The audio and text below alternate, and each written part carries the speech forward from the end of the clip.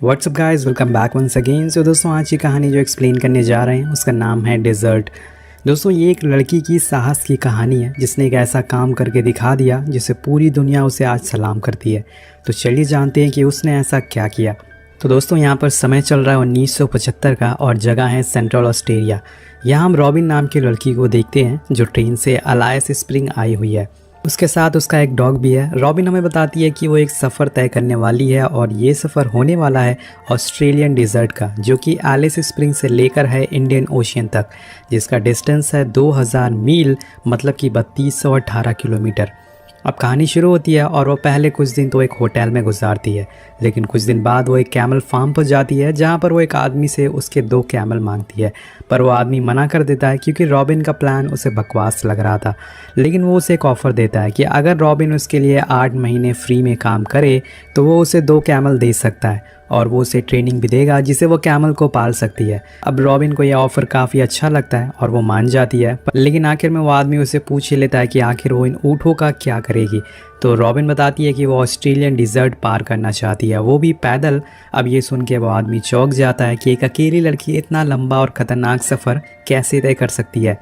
वो उसे बोलता है कि अपनी जान तुम क्यों गंवाना चाहती हो, ये सफ़र बहुत ही ख़तरनाक है। तो रॉबिन बताती है कि मेरे डैड ने 1935 में कालाहारी पार किया था, जिसके बाद उनका एक और सपना था कि वो ऑस्ट्रेलियन डिज़र्ट से इंडियन ओशियन तक पैदल सफ़र करे, लेकिन इससे पहले ही उनकी मौत हो गई और अब उनका ये सपना मैं पूरा करना चाहती हूँ। और हाँ, मैं एक निडर लड़की हूँ और मैं ये कर सकती हूँ और मैं ये कर ही रहूँगी। वेल गाइज, अब तो ये आगे कहानी में पता चलेगा कि रॉबिन ये सफ़र पूरा कर सकेगी या नहीं। आपको क्या लगता है, नीचे कमेंट करके ज़रूर बताएगा।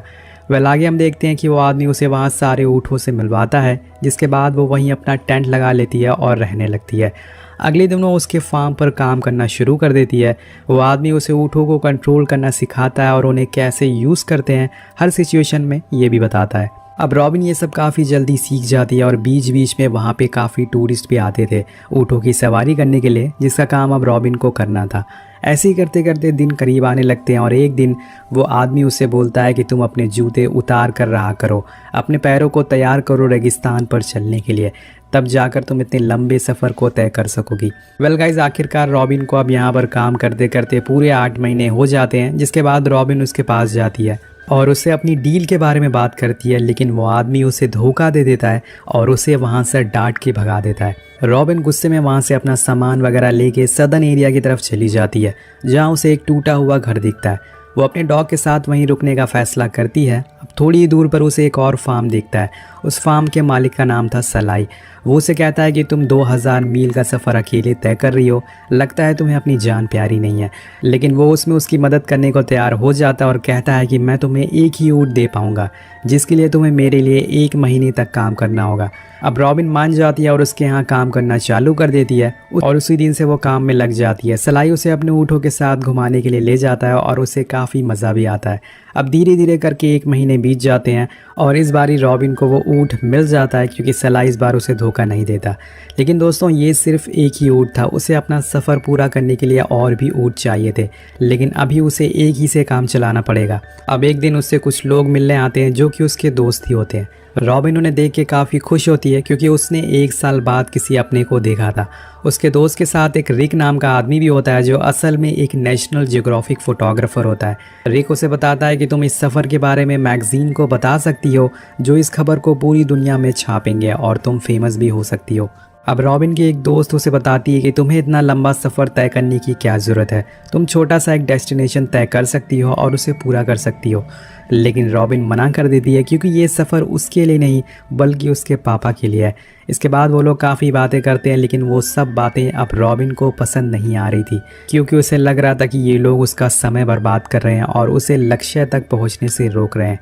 इसलिए वो बाहर आ जाती है और अपने ऊँटों के साथ बातें करने लगती है। अब कुछ समय बाद उसके दोस्त वहाँ से जाने लगते हैं और रिक उसकी एक फ़ोटो क्लिक करता है और वहीं पर रख देता है। अब उसके जाने के बाद रॉबिन उस फोटो को देखती है तो उसके पीछे एक नोट मिलता है, जिस पर लिखा हुआ था कि अगर तुम्हें मेरी ज़रूरत पड़े तो मुझे वाशिंगटन DC संपर्क करना, मैं तुम्हारी मदद करने ज़रूर आऊँगा। अब उन लोगों के जाने के बाद वहाँ सलाई आता है, जो उसे बताता है कि जो ऊँट को वो लेके आई थी वो असल में प्रेग्नेंट है। अब ये बात पता चलने पर रॉबिन फैसला करती है कि वो आगे का सफ़र तभी तय करेगी जब ये ऊँट बच्चे को जन्म दे देगा। सीन शिफ्ट होता है और हम देखते हैं कि रॉबिन उसी फॉर्म पे वापस गई है जहाँ पे वो पहले काम करती थी। लेकिन वहाँ जाने पे उसे पता चलता है कि पहले वाला मालिक ने अपना फार्म किसी और को बेच दिया है। अब वहाँ कोई नया मालिक आ गया है। रॉबिन उस नए मालिक से कहती है कि यहाँ पर जो पहले वाला मालिक था उससे मेरी बात हुई थी, उसने मुझे 2 ऊँटों को देने का वादा किया था, लेकिन उसने मुझे नहीं दिया, अब तुम मुझे वो दे दो। लेकिन वो मालिक मना कर देता और कहता है कि तुम्हारी जिससे बात हुई थी तुम उसी से मांगो। तभी हम देखते हैं कि यहाँ पर उस आदमी से एक ऊँट संभल नहीं रहा होता और वो अनकंट्रोलेबल हो जाता है, लेकिन रॉबिन उसे संभाल लेती है और ये देखकर वो आदमी काफ़ी खुश हो जाता है। उसके जुनून और उसकी काबिलियत को देखकर वो आदमी रॉबिन को 2 ऊँट दे देता है और जिसे पाकर रॉबिन बहुत ही खुश हो जाती है। अब रात होने पर वो रिक को एक लेटर लिखती है कि मैं चाहती हूँ तुम्हारी कंपनी नेशनल जियोग्राफिक चैनल मेरी इस ट्रिप को स्पॉन्सर करे, जिससे मुझे थोड़ी हेल्प हो जाए। वो लेटर उसके दिए हुए पते पर भेज देती है और आगे हम देखते हैं कि उसके ऊँट ने अब एक बच्चे को जन्म दे दिया है। इसी तरह से कुछ और दिन बीत जाते हैं। अब एक दिन उसके पास सलाई आता है जो उसे वॉशिंगटन से आया हुआ लेटर देता है। रॉबिन उसे देख के काफ़ी खुश होती है क्योंकि वो लोग उसकी ट्रिप को स्पॉन्सर करने को तैयार हो गए थे, लेकिन उनकी एक कंडीशन होती है। वो चाहते हैं कि रिक भी उसके साथ जाए और वो एक डॉक्यूमेंट्री बनाए, लेकिन रॉबिन को ये बात पसंद नहीं आती। वो अकेले ये सफ़र तय करना चाहती है क्योंकि अकेले ही सफ़र करने से हम अपने अंदर के इंसान को ढूंढ पाते हैं। अब कुछ दिन बाद वहाँ रॉबिन की सिस्टर आती है और उन लोगों के साथ रिक भी होता है। वो उसके लिए ट्रिप का सामान लेकर आया था जो उसके लिए मददगार होने वाला था। वहीं सलाई रॉबिन को एक बंदूक भी देता है और बोलता है कि अगर तुम्हारे पास कोई जंगली ऊँट आए तो उसे गोली मार देना बिना सोचे समझे। अब फाइनली दोस्तों वो दिन आ जाता है जब रॉबिन अपनी ट्रिप के लिए निकल जाती है क्योंकि सभी ने उसकी इस सफ़र पर जाने में मदद की थी। तो अपने चारों कैमल और अपने डॉग के साथ इस तपते रेगिस्तान को पार करने जा रही थी। अब जाने से पहले रिक उसकी एक फ़ोटो क्लिक करता है मैगज़ीन के लिए। वो उससे कहता है कि मैं तुम्हें अब अगले डेस्टिनेशन पर मिलूँगा। अब फाइनली उसका सफ़र शुरू होता है और उसे इस गर्मी में पूरा डिज़र्ट पार करना होता है। अब धीरे धीरे करके उसे 29 दिन हो जाते हैं और वो पहले वाली रॉबिन नहीं रही। उसके मुंह पर दाग आ चुके हैं, वो प्यासी है। इसके बाद वो एक नेशनल पार्क पहुंचती है, लेकिन वहां के गार्ड उसे अंदर जाने से मना कर देते हैं क्योंकि वहां जानवरों को ले जाना अलाउ नहीं था, जिस वजह से वो वहीं बाहर टेंट लगा लेती है। और इसी बीच वहां रिक आ जाता है जो उसकी फ़ोटो क्लिक करता है और चला जाता है, पर उसने जो फ़ोटो ली थी वो सही नहीं आई होती है। इस वजह से वो कल दोबारा उससे मिलने आता है और तभी वहाँ एक रेतीला तूफान आ जाता है जिसमें रॉबिन का सारा सामान बिखर गया था, लेकिन रिक उसकी मदद करने के बजाय उसकी फ़ोटो लिए जा रहा था और ये देखकर वो बहुत ही गुस्सा हो जाती है और वहाँ से जाने लगती है। रिक को समझ आता है कि उसकी ही गलती थी, इसलिए वो उससे माफ़ी मांगता है और बोलता है कि मैं तुम्हें तस्मानिया विलेज में मिलूंगा, जो कि असल में ऑस्ट्रेलियन के ब्लैक लोगों का गांव होता है। अब दोस्तों बीच बीच में रिक उसकी मदद करने आता था ताकि रॉबिन का हौसला बना रहे, उसकी हिम्मत ना टूटे और वो अपनी डॉक्यूमेंट्री भी बना सके। अब अगले दिन रॉबिन फिर से निकल जाती है। रास्ते में उसे हर बार की तरह कड़कती धूप का सामना करना पड़ता है, लेकिन उसके लिए ये सब आम बात हो गई थी और अब उसे पूरे 61 दिन हो जाते हैं। अब एक सुबह वो सोकर उठती है और देखती है कि उसका डॉग, जिसका नाम डुकी है, वो गायब है और उसके कैमल भी गायब होते हैं। वो परेशान हो जाती है, लेकिन थोड़ी देर में वो उसे मिल जाते हैं और वो उन्हें बहुत ही डांटती है और बोलती है कि मुझे छोड़कर दोबारा मत जाना, नहीं तो अच्छा नहीं होगा। इसके बाद वो उन्हें गले से लगा लेती है। अब ऐसे ही करते करते वो उस गांव पर पहुंच जाती है जो कि एक ब्लैक लोगों का होता है। ये काफ़ी ट्रेडिशनल विलेज होता है। वहाँ पर रिक अपने सीनियर के साथ पहले से ही मौजूद था, जिसके बाद वो लोग वहाँ आराम करते हैं और अगले दिन रिक वहाँ से चला जाता है। लेकिन रॉबिन उनके साथ थोड़ी देर और रुकने का फ़ैसला करती है। वो उनके रहने के तरीक़ों को समझना चाहती थी कि आखिर ये लोग कैसे इतने कम चीज़ों में भी अपना गुजारा कर लेते हैं। वो उन लोगों से काफ़ी बातें करती है और उनके साथ ट्रेडिशनल सॉन्ग पर डांस भी करती है और अगले दिन वहाँ से निकल जाती है। अब एक दिन रॉबिन खाना खा रही होती है, लेकिन इसी बीच उसे 3 जंगली ऊँट मिलते हैं जो कि उसकी तरफ आ रहे थे और उसका डॉग ये देखकर डर जाता है और भौंकने लगता है। पहले तो रॉबिन सोचती है कि वो यहाँ से भागकर कहीं दूर चली जाए, लेकिन वो ऐसा नहीं कर सकती, इसलिए उसे मजबूरन उन तीनों ऊँटों को गोली मारनी पड़ती है, जैसे कि सलाई ने कहा था। और फिर कहानी आगे बढ़ती है। अब धीरे धीरे उसके चेहरे पर धूप और गर्मी का असर दिखना शुरू हो गया था। उसके पैर अब कांपने लगे थे क्योंकि अब उसका शरीर धीरे धीरे कमज़ोर होने लगा था।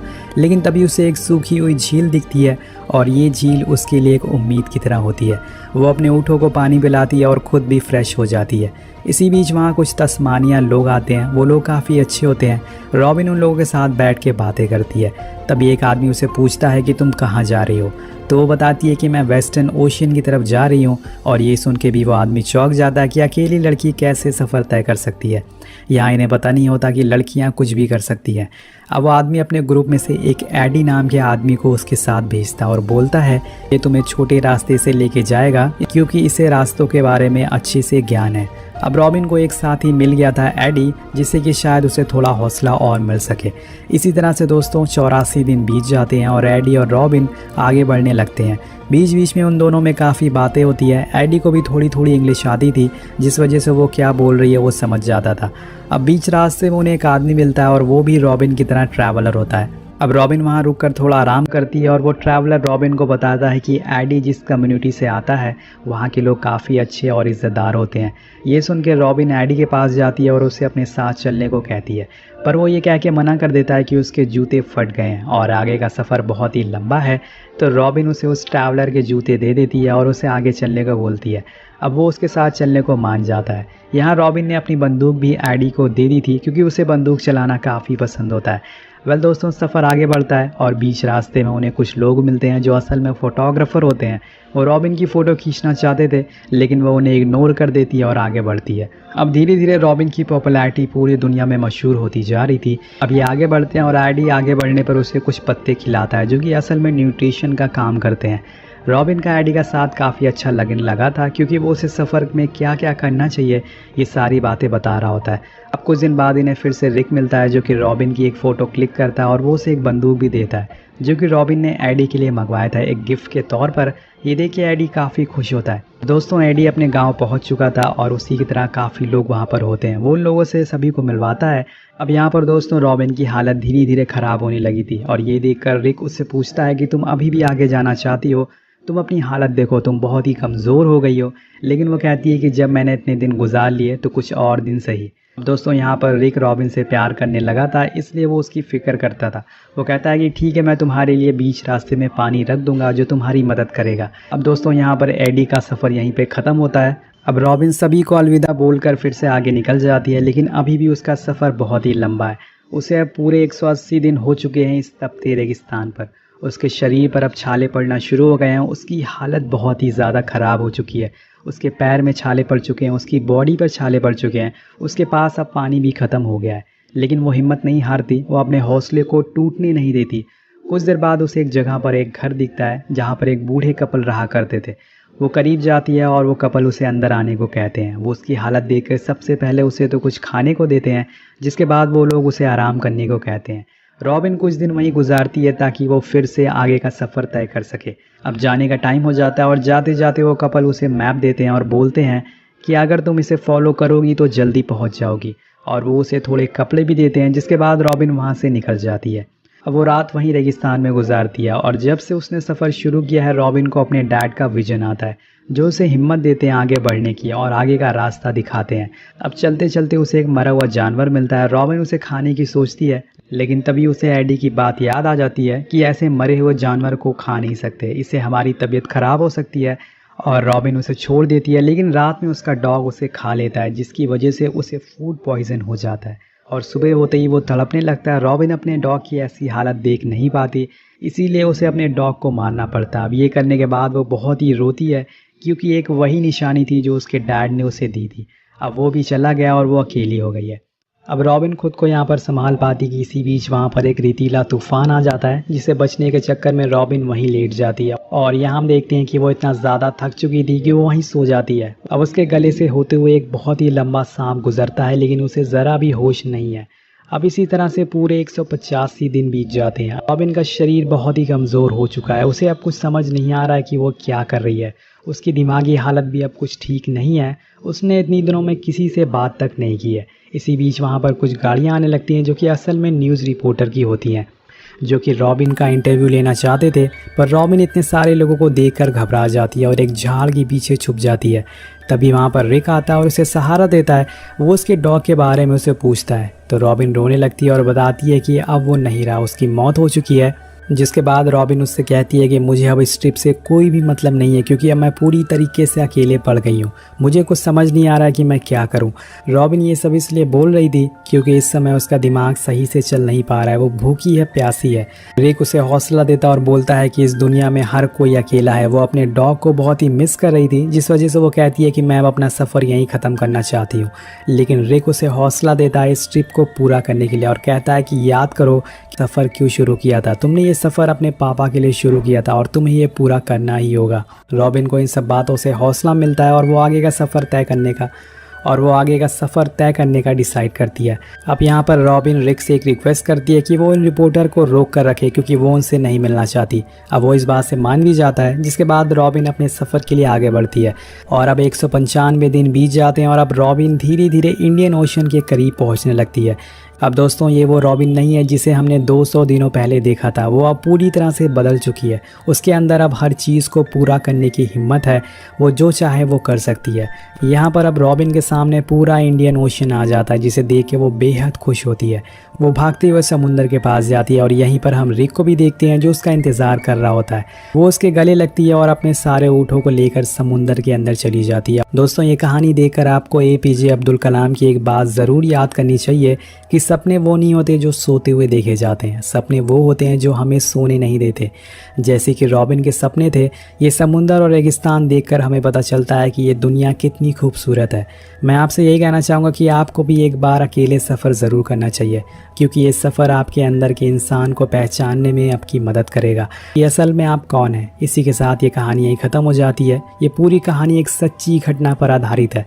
कहानी के आखिर में हमें रॉबिन की कुछ असली तस्वीरें भी दिखाई जाती है कि कैसे उसने अपने और अपने डैड का